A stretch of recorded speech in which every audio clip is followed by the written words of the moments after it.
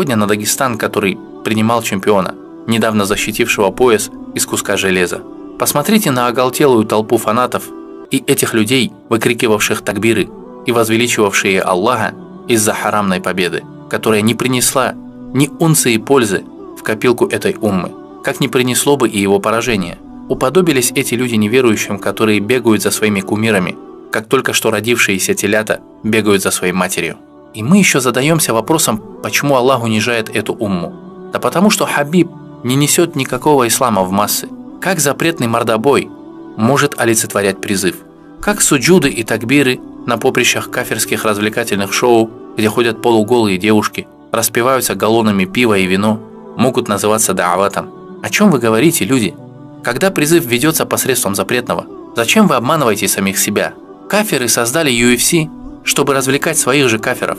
И мусульмане в лице этих бойцов в этой шахматной игре лишь рабы и пешки, которые отыгрывают заданный этими кафирами сценарий. Шайтан унизил их и заставил их играть по правилам кафиров и потянул за собой всех этих фанатов, которые создали для себя кумиров в лице Хабиба и убеждают других, что он и его бои имеют какое-то отношение к исламу.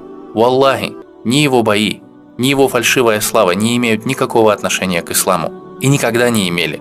И тот харам, который он создал вокруг себя посредством запретных римских колизейных рабских боев, став объектом для подражания далеких от ислама людей, завтра, в судный день, повесят ему на шею, если он не покается в этом мире. Не на этом были наши праведные предшественники.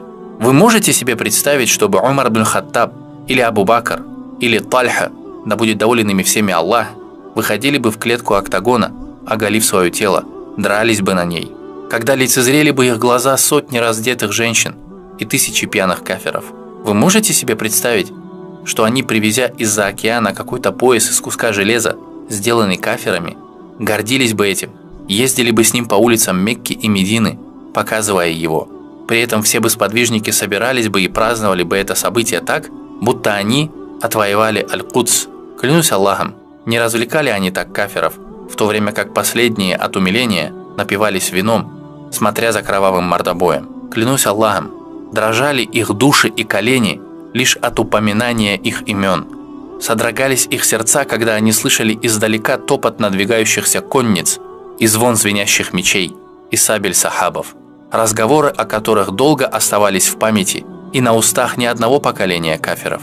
А что сейчас? Поднимая указательные пальцы вверх и произнося громогласные такбиры на шоу кафиров, люди начали сходить с ума. Да так, как будто один боец установил халифат на этой земле. Так, как будто он избавил от страданий Сирию, Ирак, Мьянму и еще сотню городов, в которых страдают наши братья и сестры. Что же вы не собрались также многотысячными толпами и не кричали, и не восхваляли Аллаха, когда под бомбами в Сирии, Ливии, Ираке, Йемене и других местах убивали ваших братьев и сестер? Радость от победы в рабском харамном бою стала для вас слаще и превыше горя и страданий ваших братьев и сестер? Что с вами? У вас что? Кастрировали человеческие ценности? Где ваша идентичность? Где ваша бара в отношении зрелищ, придуманных кафирами? Не причастны мы к их хлебу и зрелищам, как не причастны они к нам.